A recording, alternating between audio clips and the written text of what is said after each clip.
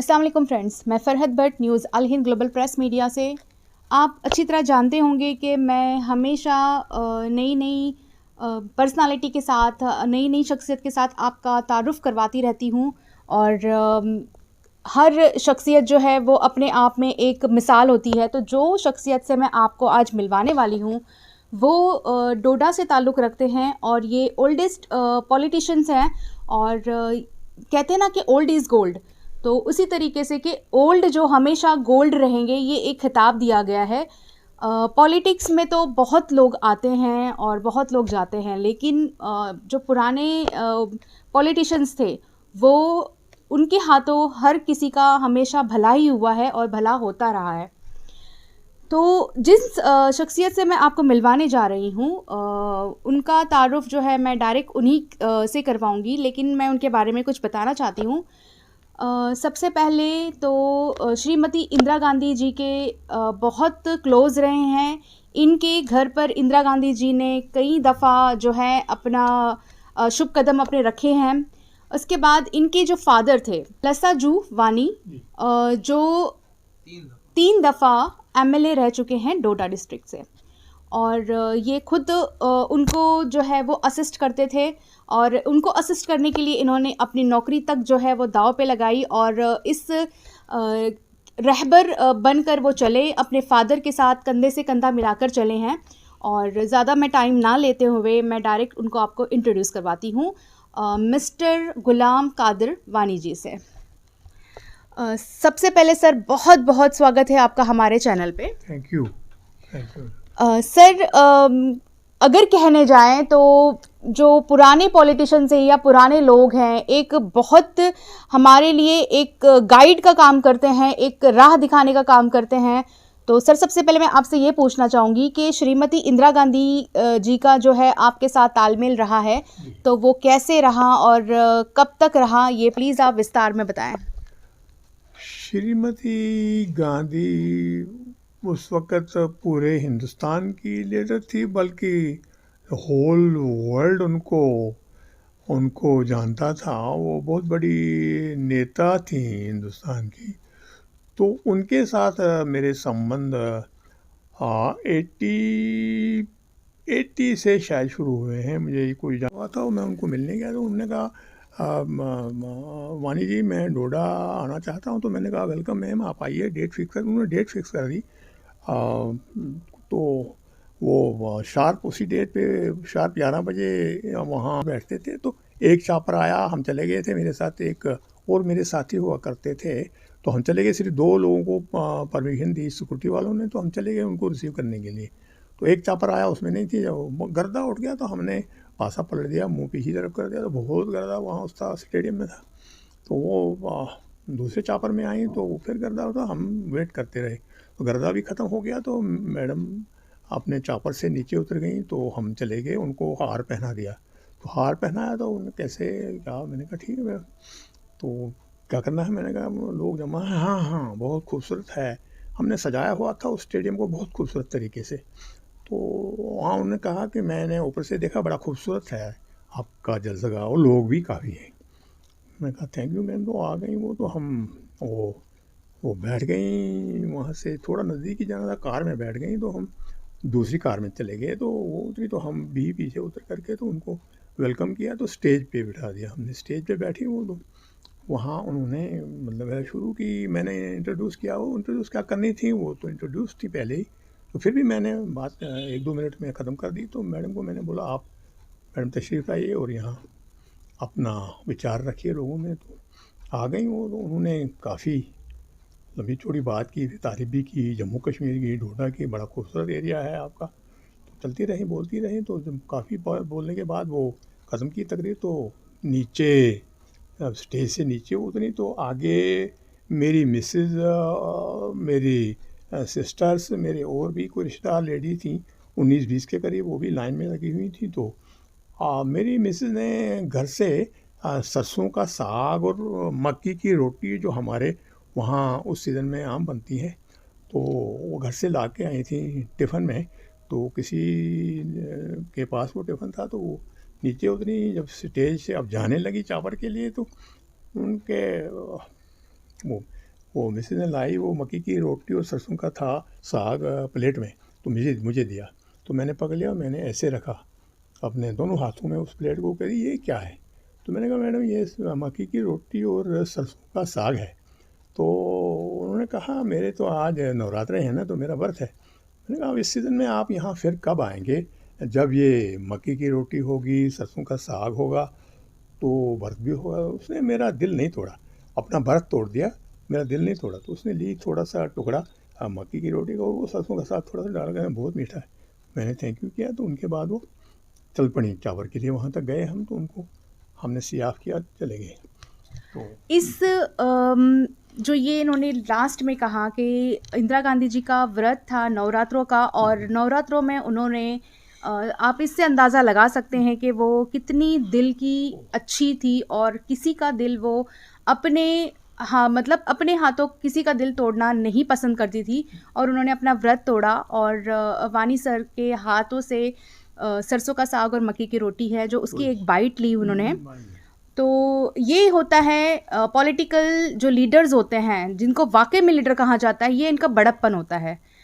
तो मैं अब जानना चाहूँगी वानी साहब से उनकी जर्नी के बारे में। तो सर आपने कब मतलब पॉलिटिक्स में आप कब आए और अपने किस पार्टी से ज्वाइन की? तो मेरे फादर उस वक़्त एमएलए थे, तो उनके बाद वो चुनाव आ गया। तो उन्होंने कहा फादर ने कि अब मैं गुलाम कदर दिल्ली हूँ, तो आप अब आगे चुनाव ये अगला आ रहा है, तो लड़ो आप। तो मैंने कहा ठीक है। 72 है ये, 72 कांग्रेस का रोल था। तो उन्होंने, कांग्रेस ने मतलब है पहले मैंडेट मुझे फिक्स किया हुआ था, तो फिर एक साजिश हुई मेरे ख़िलाफ़। तो वहाँ के एक थे हंसराज डोगरा, वहीं एक गांव के वो भी थे डोडा के। तो वो मतलब है मेरे से पहले दिल्ली चले गए। वहाँ अयूब खान थे एक, और अख्तर निज़ामी, वो भी बनहाल के थे। तो दूसरा उनके साथ कोई तीसरे 3 लोग थे। तो फिर मैंने, पता नहीं तीसरा मुझे याद नहीं है। तो उन्होंने एक साजिश रची वहाँ पे। तो उन्होंने इसको रखा हुआ था, इसको अख्तर निज़ामी को बनहाल से मैंडेट था, तो उसको था हंसराज डोगरा को रामबन से, तो मुझको डोडा से था कांग्रेस का। तो उन्होंने उस वक़्त ये साजिश की कि ये देखते हैं, अब मीर कासिम चीफ मिनिस्टर थे और प्रेसिडेंट भी थे कांग्रेस के। तो उन्होंने मेरा नाम काट करके, तो हाँ, असदुल्ला मीर हुआ करते थे, एक मंत्री थे, वो उनकी डेथ हो चुकी थी। तो उनकी बेगम साहिबा को उन्होंने बनहाल से मैंडेट दिया, और हंसराज इसको अख्तर निज़ामी को रामबन से दिया, और हंसराज डोडे को डोडा से दिया। It was 72। तो उसमें जब मैं चले गया, घर चले गया, तो मैंने फादर को बोला ऐसे ऐसे हुआ है। कहते हाँ देखते हैं, रंग हुआ है तो एक काम करेंगे, यहाँ साथियों को बुला लेंगे हम, तो उनसे बात करेंगे, अगर वो बोलेंगे चुनाव लड़ना है तो लड़ लेंगे, बोलेंगे नहीं तो नहीं लड़ना है। तो मैडम ऐसा हुआ कि उस रोज़ कुदरती बारिश इतनी आई, तूफ़ान बारिश। तो अब हमको वहाँ कोई टेंट वगैरह भी नहीं थे उन दिनों हुआ करते। तो मेरे एक साथी, मेरे घर के साथ मेरे एक रिश्तेदार गुलाम मोहम्मद वानी, उनकी डेथ हो चुकी है। तो वो, उनका काफ़ी बड़ा मकान था, और मकान के सामने उनका बरामदा जो था काफ़ी लंबा चौड़ा था उनका बरामदा। उस बरामदे में हमने बारिश के कारण हम वहाँ शिफ्ट हो गए। उस बरामदे में हमने साथियों को बिठा दिया, नीचे टाट शाट दरियाँ बिछा दी, तो वहाँ बैठ गए। तो हम भी बैठ गए। तो वहाँ फैसला हुआ कि नहीं जी, हमको चुनाव लड़ना है। साथियों ने, सब ने कहा, हमको बड़े इंपॉर्टेंट साथी हुआ थे, 500-600 साथी जमा हो गए थे। तो सारों ने फैसला किया कि नहीं, हम तो चुनाव लड़ेंगे। वानी साहब, फादर भी बैठे हुए थे, उन फादर ने कहा कि हाँ ठीक है, बोलते हैं ये, तो हम चुनाव लड़ लेंगे। तो फैसला हुआ, हमने चुनाव लड़ लिया। तो चलते चलते ही मेरे जहन में बात आई कि हम सिंबल क्या रखेंगे, इलेक्शन का सिंबल क्या, इंडिपेंडेंट सिंबल था। तो उन दिनों ये जो हाथ था, हैंड था, ये फ्री था, ये कांग्रेस के पास नहीं था, ये फ्री था हैंड ये। तो मैं सोचते सोचते वहाँ बोल दिया कि हम चुनाव जो है, हमारा जो निशान होगा चुनाव में, वो हाथ होगा। तो उसमें सब साथियों ने उसको बड़ा लाइक किया, पसंद किया। तो उन्होंने कहा हाँ ये ठीक है, जाना पहचाना है, सबके हाथ हैं 2-2, तो बड़ा आसान है ये, तो वोटर्स को पहचानना बड़ी आसानी है। तो आपने तो मेरा मैंडेट काट दिया है। कहते नहीं, हमने आपको आसमान से वानी में मैंने आपको आसमान से ज़मीन पे नहीं गिराया है, मैं तो एडजस्ट करूँगा आपको। क्या मेरा आपका मकसद ये है कि आप मुझे कौंसल में लेंगे? कहते हाँ हाँ, सीटें खाली हैं, मैं आपको कौंसल में ले सकता हूँ। मैंने कहा नहीं, मैं लड़के, मैंने समझी मैं लड़के जाना है, खैरात पे नहीं जाना है। कहते मैं चुनाव लड़ा लूँगा 3 महीने के बाद। मैंने कहा कहाँ से करूँगा? कहते मैं चीफ मिनिस्टर हूँ, मैं कुछ भी कर सकता हूँ। तो मैंने कहा चलो कोई देख लेंगे। बातें शुरू हो गई हैं। मैं यहाँ सर को रोकना चाहूँगी और एक चीज़ मैं अपने व्यूवर्स को बताना चाहूँगी कि जो मेडिकल कॉलेज की नींव रखी गई है वो वानी साहब की ज़मीन पे ही है। उन्होंने ही मेडिकल कॉलेज के लिए ज़मीन जो है वो दी थी और इन्हीं के रहमो करम पे जो मेडिकल कॉलेज वहाँ पर बन रहा है, एक बहुत बड़ी डेवलपमेंट जो है मेडिकल कॉलेज डोडा के लिए है, वो वानी साहब की ज़मीन पे ही हुआ है। तो सर हमने ये भी सुना है कि गुलाम नबी आज़ाद भी जो है आपके साथ थे या आपने उन पे थोड़ी सी रहमो करम की थी, तो वो मैं जानना चाहूँगी वो स्टोरी। वो स्टोरी ये है मैडम कि मैं अपने ऑफिस में, डोडा हमारा ऑफिस था, तो वहाँ बैठा हुआ था और भी साथी बैठे हुए थे। तो ये बाहर गेट पे हमारा एक दोस्त होता होता था, तो मतलब नहीं होता था, वो खड़ा, तो कहीं पर चांस वो भी अंदर आ गया। तो गुलाम नबी आज़ाद ने कहा उसको कि मानी साहब को मिलना था। तो उसने मुझे आकर के बोला ये गुलाम नबी आज़ाद हैं, कहीं भलेस के हैं, तो ये आपसे मिलना है। मैंने कहा लाओ यार, इसको लाओ, क्या बात है, पढ़ा लिखा आदमी है। तो मैंने कहा बात करेंगे इसके साथ। तो आ गया, वो बैठा, मुझे कहने लगा वानी साहब मैं भी पॉलिटिक्स ज्वाइन करना चाहता हूँ, तो मैं भी कांग्रेस में आना चाहता हूँ। तो मैंने कहा वेलकम, आ जाइए आप। अच्छे, तो मैं ज़िला प्रेसिडेंट था कांग्रेस का। तो मैंने उसको भलेसा बुला, ये भलेसा का रहने वाला है, दूर एक गांव चंगा, उस गांव का नाम चंगा नहीं, चंगा की चली सोती, सोती भलेसा, सोती का रहने वाला है ये। वो दो बहुत दूर गाँव है। तो मुझे कहा ऐसे, मैंने उसको भलेसा का ब्लॉक प्रेसिडेंट बना दिया गुलाम नबी आज़ाद को। तो उसके बाद निकल गए हम आगे, वो भी चले गया उधर। तो फिर ये ब्लॉक प्रेसिडेंट जब बन गया, तो इसका थोड़ा सा, ये यहाँ रहता था ज़्यादा जम्मू में। तो चलते चलते ये यहाँ एक मीटिंग थी हमारी यहाँ जम्मू में, तो काफ़ी साथी बैठे हुए थे, तो ये भी था। इसने कहा मुझे कि वानी साहब मैं तो ये जो है यूथ कांग्रेस की यहाँ जो प्रेसिडेंटशिप है जम्मू कश्मीर की, ये खाली है, तो मुझे बनवा देंगे आप? तो मैंने कहा वेलकम यार, आपसे बढ़ के क्या चाहिए मुझे। तो हमने उसको सिफारिश वगैरह करवा के, दिल्ली अप्रोच थी मेरी, यहाँ भी अप्रोच थी, हमने उसको बना दिया यूथ कांग्रेस का प्रेसिडेंट जम्मू कश्मीर से। तो ये फिर वहाँ 24 अकबर रोड पे ये चले गया दिल्ली। तो ये वहाँ एक छोटा सा ऊपर के मंजिल में अकबर रोड पे कांग्रेस का ऑफिस है। तो वहाँ ये मतलब है, वो छोटे से कमरे में बैठा, वहाँ कोई अपनी दाल शाल खुद ही बनाता था, स्टोव पे दाल बनाता था, वहीं कोई फुल्का या कोई चावल शावल क्या होता था जो करता था, वहीं गुजारा। तो वहाँ चलते चलते ये जाता रहा ऑफिस में, थोड़ा चालाक भी निकला बाद में, तो इसने वहाँ अपनी जगह बना दी, उसको यूथ कांग्रेस का प्रेसिडेंट बना दिया जम्मू कश्मीर का। चलता रहा तो फिर मैं जब ये उसको वहाँ इसका मंत्री बनाया, डिप्टी मिनिस्टर लॉ। एक बार मेरे साथ वो नूरुद्दीन साहब भी थे, अरमान साहब थे हमारे एमएलए कश्तवाड़। तो उसको गुलाम नबी आज़ाद के साथ अरमान साहब मरहूम को नहीं बनती थी, वो पहले से इसको बड़ा नापसंद करता था, क्योंकि वो कहता था ये यार अपॉर्चुनिस्ट आदमी है, इसको दफ़ा करो, सीधा दफ़ा को, बड़ा बोल्ड आदमी, इसको दफ़ा करो, क्या करना। मैं दिल्ली गए थे, अरमान साहब थे, नूरुद्दीन साहब थे, मरहूम दोनों, तीनों में। और मैंने कहा चलो यार आज़ाद को मिलते हैं। तो अब बादल नाकास था, वो भी मेरे, वो नहीं चाहते थे इसको मिलना, तो मेरे साथ चल पड़े, चले गए हम। तो पहुंच गए उस भवन में, पता नहीं कौन सा था ये, कृषि भवन क्या। तो वहाँ हम चले गए इसके उधर ऑफिस में, तो वहाँ कुछ भी टूल बाहर खाली चपरासी नहीं, कुछ नहीं। तो हम दरवाज़ा खोल के अंदर चले गए, बैठे बैठे बात कर ली। मैंने कहा वो आज़ाद साहब यहाँ आप क्या करते हो? यहाँ आपके टेबल पे ना कोई फाइल है, ना कोई पेन है आपके सामने, आप यहाँ क्या करते हो बैठ करके? ला, डिप्टी मिनिस्टर ला हिंदुस्तान के। वो कह रहे हैं वानी साहब हमको कौन, यहाँ है बड़े बड़े सियासतदान हैं यहाँ पे, लॉ नोइंग पर्सनैलिटीज़ हैं, तो मुझको कौन फाइल भेजेगा? तो मुझको थोड़ा दुख हो गया, पिंच हो गया ये इसका, वो यहाँ कुछ भी नहीं। तो हमको वहाँ एक ही आदमी था दिल्ली में उस वक्त पूरे जम्मू कश्मीर का। तो नेक्स्ट मॉर्निंग हम चले गए, ऐसे भी उन्हें पहले जो बोला वो इंदिरा जी के हम रेजिडेंस पे चले गए। तो वो आती थी बाहर 8 बजे, तो मिलती थी लोगों को, मसाइल वगैरह सुनती, दरख्वास्तें ले रही थी। तो मेरे पे जब आ गई वहाँ, हम 8वें 10वें 11वें नंबर पे थे कहीं, तो खड़े थे हम। मुझे कब आए हो वानी जी? मैंने कहा मैडम हम कल ही आए, तो आप अंदर चलो। तो ये आए सिक्योरिटी वाले, आए हमको अंदर ले बिठा दिया उस कमरे में जहाँ वो कुछ खास लोगों को मिलती थी, और उन्होंने हमको वहाँ बिठा दिया। तो ये भी कोई 10-20 मिनट में आ गई और बैठ गई।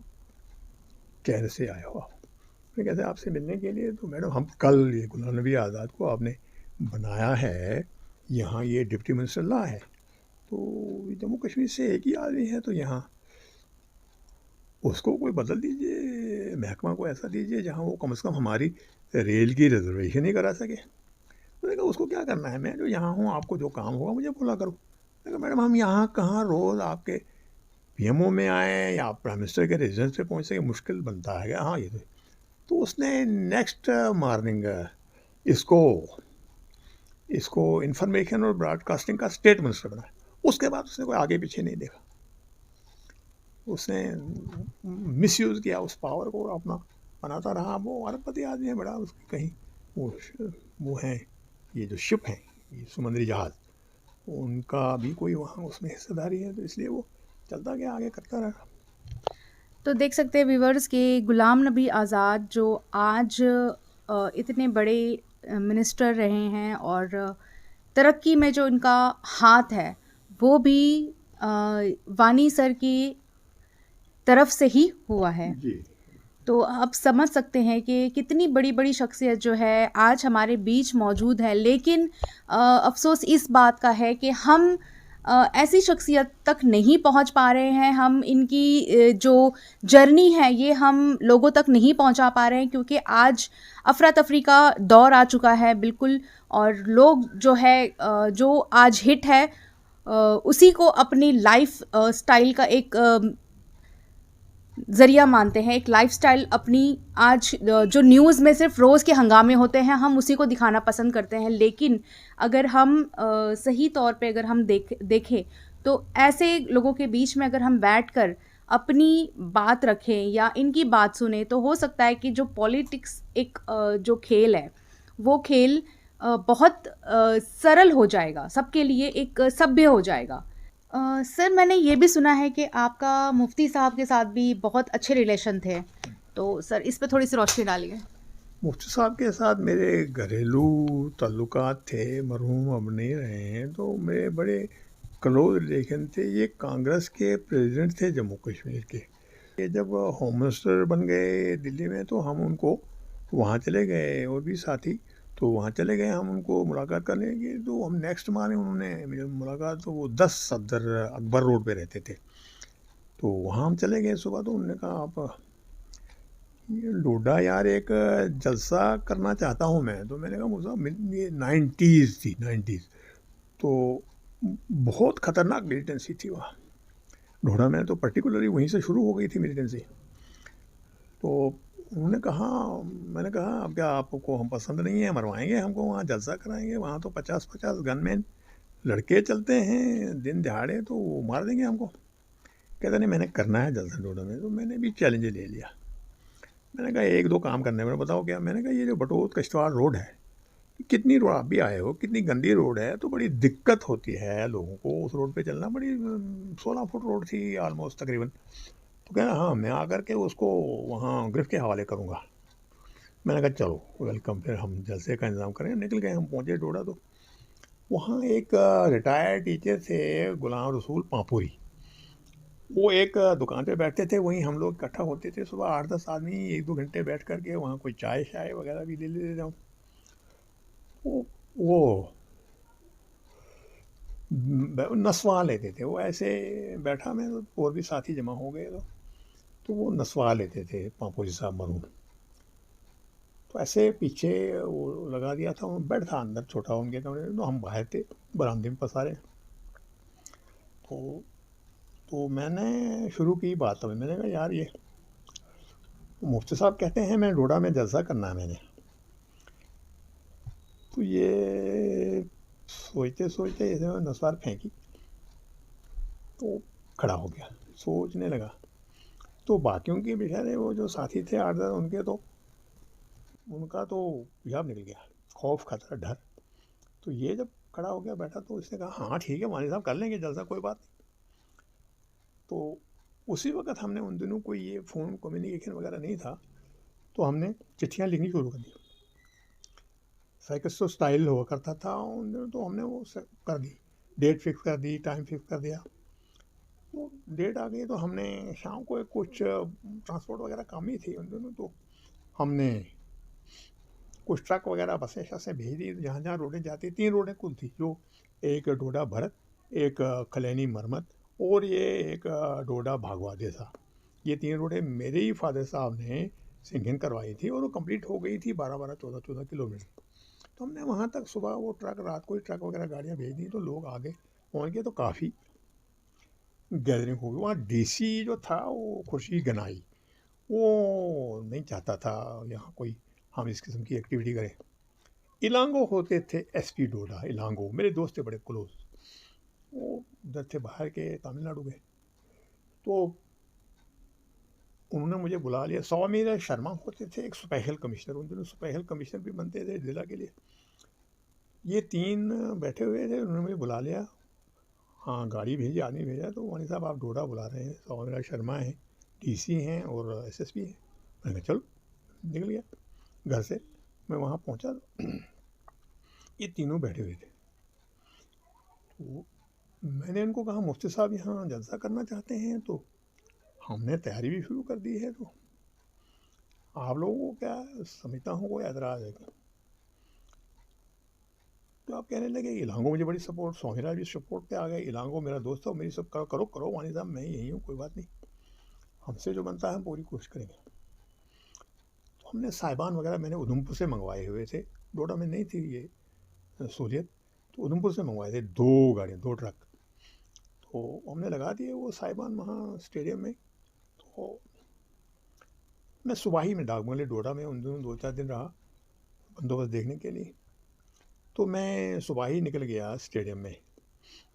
तो वहाँ मैं यूँ ही पहुँचा हुआ था तो ये डीसी भी आ गया, ये भी आ गया, तो मैं बैठा हुआ था वहाँ, चेयर लगाई थी मैंने।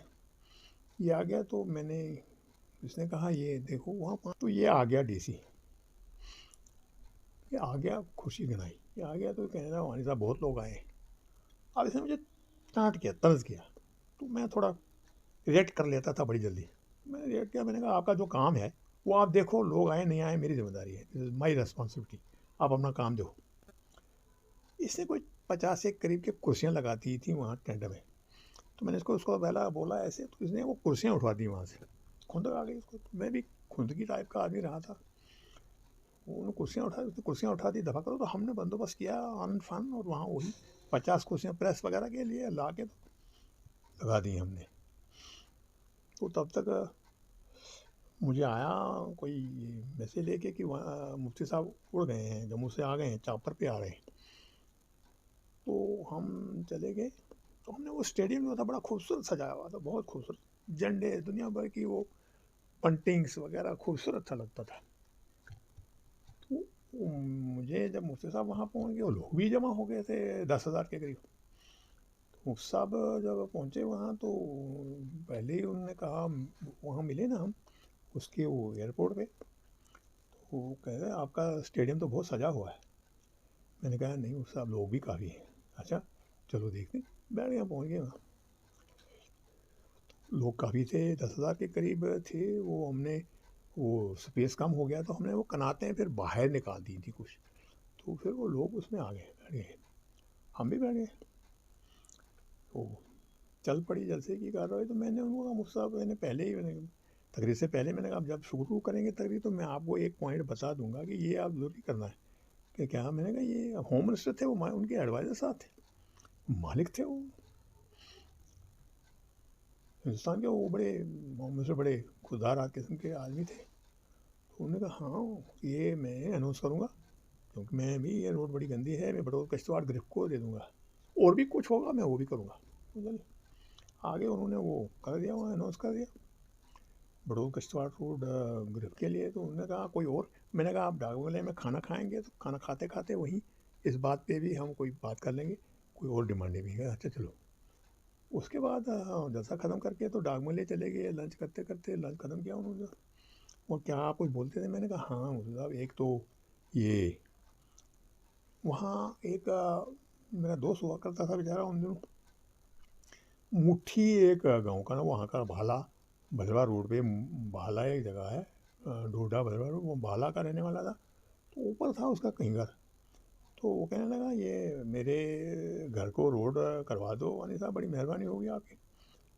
तो मैंने ये उस साहब को बोल दिया कि ये जो रोड है ये ज़रूरी बननी चाहिए, वहाँ लोगों को बड़ी तकलीफ़ होती है। उन्होंने वो रोड भी सैंक्शन कर दी। और ये जो वहाँ किश्तवाड़ का जो ये वो पाइपलाइन थी उन दिनों, वहाँ किश्तवाड़ में पानी की बड़ी दिक्कत थी। तो कोई पानी नहीं उनको मिलता था। तो मैंने उनको बोला, मैंने कहा ये किश्तवाड़ जो है यहाँ, वहाँ बड़ा मुश्किल है लोगों को पानी का, तो वहाँ लोगों को पानी नहीं मिल रहा, क्या करना है? एक वहाँ एक नहर नाईगढ़, उस नाईगढ़ नहर से वो 4 इंच की बड़ी मोटी पाइप सैंक्शन कर दी, तो लग गया काम। तो किश्तवाड़ में फिर पानी आ गया और लोगों को काफ़ी, तो आज तो और काफ़ी पानी है वहाँ किश्तवाड़ में, कोई दिक्कत नहीं है। तो ये भी एक अचीवमेंट है। जनता पार्टी में आपने जॉइनिंग कैसे की? और कांग्रेस का ऑलमोस्ट ज़वाल हो चुका था। तो उनके बाद संजय गांधी आ गए क्या, तो वहाँ चले गए हौसला दिलाने के। उसने कहा आप क्या करेंगे, ये हो गया ऐसे, ये मौत। तो उसके बाद चलते रहे। फिर तो फिर मैडम की डेथ हो गई। जब हमने सुना, मैं अपने ऑफिस में डोडा बैठा हुआ था, तो 12 बजे न्यूज़ आ गई, कहीं किसी ने आकर के मुझे कहा तो इसको तो इंदिरा जी तो को मार दिया है। मैंने ओहो, कैसे ऐसे ऐसे? कोई वहाँ लेडी गई तो उन्होंने बम के साथ उसको उड़ा दिया। तो हम 3 लोग, मैं, मेरा ड्राइवर, मेरे 2 साथी और चल पड़े दिल्ली के लिए। यहाँ पहुँचे तो यहाँ पहुँच करके तो यहाँ हम निकल गए। तो आगे जब हम, आगे आग थी, गाड़ियाँ ट्रक रास्ते में जले हुए थे, जल रहे। तो हम हरियाणा पहुँचे, हरियाणा बॉर्डर पे, जहाँ बंद के आगे भी मुश्किल से हम गए। गाड़ियाँ जल रही थी, ट्रक जल रहे थे, कोई नहीं, मातम छाया हुआ था सारी सड़क पे। तो हम वहाँ पहुँचे बॉर्डर पे। तो उन्होंने वहाँ रोक दिया हमको, आप कैसे जाएंगे? मैंने कहा हमने जाना है यार, हमने मैडम के अंतिम संस्कार में पहुँचना है। कहते हम नहीं छोड़ सकेंगे आपको, जल रहा है सारा दिल्ली, जल रहा है, ये जल रहा है, रास्ता जल रहा है। मैं बैठ गया उधर के, मैंने कहा नहीं, मैं धरना लगाऊंगा, आप मुझे हमको इजाज़त दे दो। अब वो मजबूर कहते हैं हम, आप फिर अपने रिस्क पे जाएंगे। हमें हमने लिख के दिया कि हम अपने रिस्क पे जा रहे हैं। तो फिर उन्होंने हमको छोड़ दिया। आगे चले तो बड़ा तूफान। दिल्ली पहुँचे तो बहुत ही मायूसी, इतनी आग, इतनी बदहाली, इतने लोग मरे हुए हैं।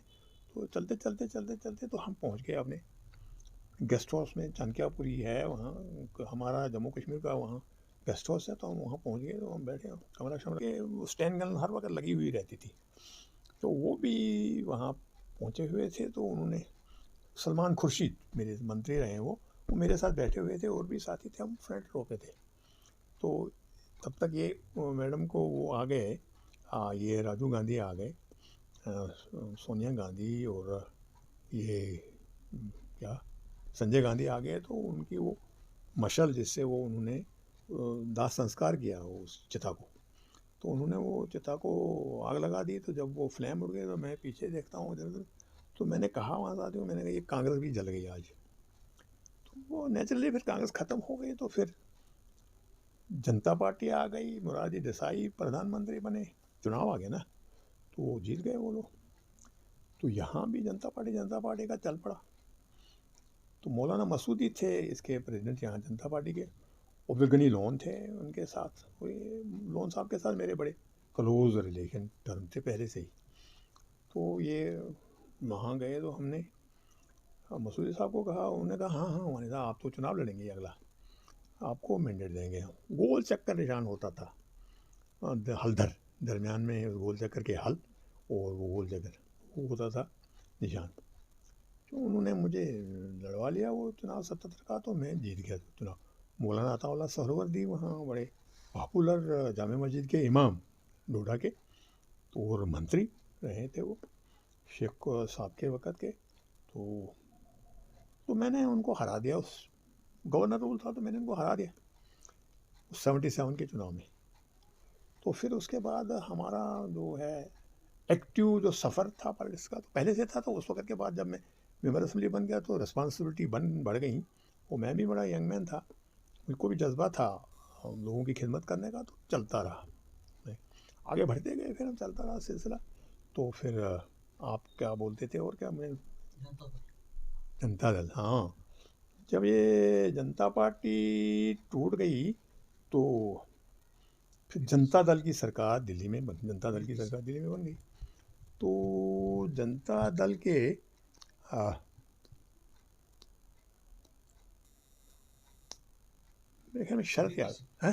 हाँ हाँ हाँ, वीपी सिंह अध्यक्ष नहीं थे, वीपी सिंह लीडर थे, वो प्रधानमंत्री बनाया हुआ था।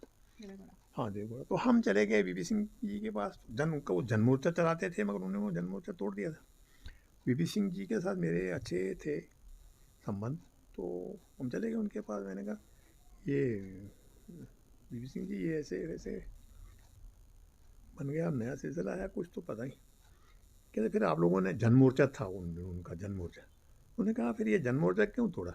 मैंने कहा वीपी सिंह जी ये जनमोर्चा मैंने तो नहीं तोड़ा, मैं तो आपके साथ रहा हूँ। कहता हाँ रोमन टूट गया, चलो अब ये तो चलते हैं। तो प्रधानमंत्री नहीं थे वो, देवगौड़ा प्रधानमंत्री बना दिया बाद में, वो भी अनफॉर्चुनेट था। वीपी सिंह जैसा प्रधानमंत्री, बेलाग लीडर, राजा टाइप।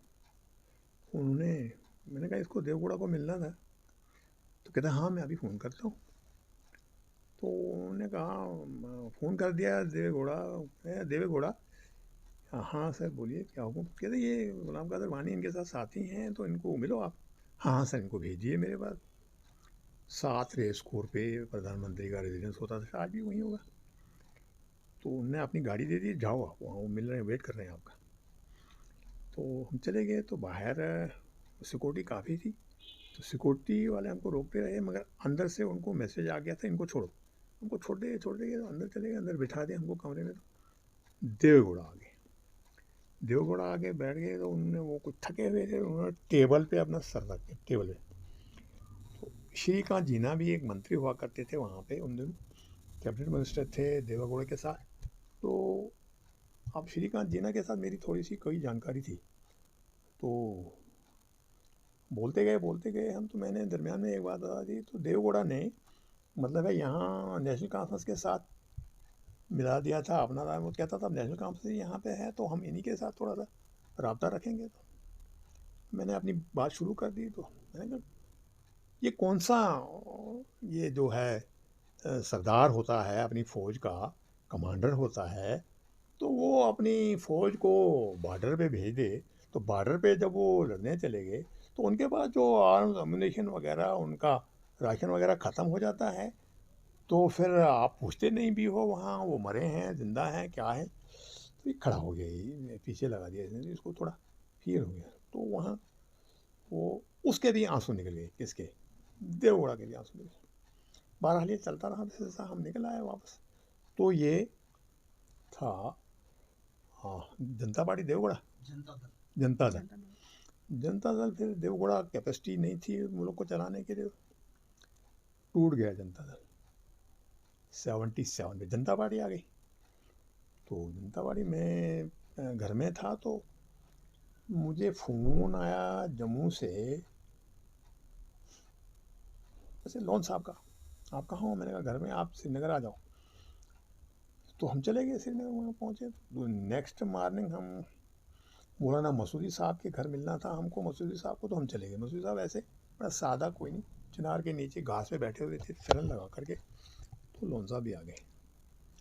हाँ, मसूदी साहब कहते हैं, लोन साहब कहते हैं हाँ चुनाव आ रहे थे ना 77, आपको चुनाव लड़ना है, वहाँ जाइए, आप तैयारी कीजिए। मैंने कहा ठीक, थैंक यू। तो हम निकल गए, सुबह चले गए घर। ये नूरदीन भी मेरे साथ थे, हम पहुँच गए अपने घर में। ढूंढा में फर्स्ट डे हमारा डिक्लेयर नहीं हुआ मैंडेट, तो बड़ी परेशानी हो गई।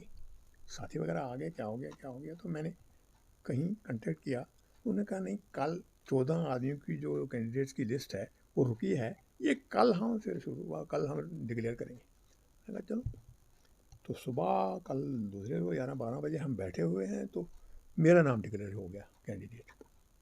तो उसी वक्त फिर हम चल पड़े, साथी चल पड़े, निकल गए बाहर। कंपेनिंग पे कोई ज़रिया नहीं था, रास्ते नहीं थे, पैदल जाना पड़ता था। तो हम चल पड़े, फिर मुहिम को चलाते रहे, तो हम चुनाव जीत गए 77। बड़ा क्रूशल टाइम, ऑन फुट, जून का महीना, गर्मी, तूफान, फिर होश टू होश जाना ऑन फुट गर्मी में, बड़ा मुश्किल। वो फिर चुनाव ऊपर वाले की मेहरबानी से, साथियों की दुआओं से हम जीत गए। अगर कैमरा पे आप देखोगे तो कैमरा पे वो चीज़ें सारी हम बयान नहीं कर सकते हैं कि किस तरीके से आज़ादी के बाद भारत का क्या रहा, जम्मू कश्मीर का क्या स्टेटस रहा, ये हम ऑन कैमरा सारा हम नहीं कर सकते हैं। बट अब तक जितनी भी जर्नी हमने सर की देखी है, और यकीन जाने आप भी अपने कमरे में आराम से ईयरफोन लगाकर अगर ये सारी बातें अगर आप सुने, तो आप उस दौर में पहुंच जाएंगे जिस दौर से ये गुजरे हैं। तो मिलते हैं आपको हम नेक्स्ट न्यूज़ में, कैमरामैन हिना के साथ फरहत भट्ट, न्यूज़ अल हिंद ग्लोबल प्रेस मीडिया से। Thank you so much.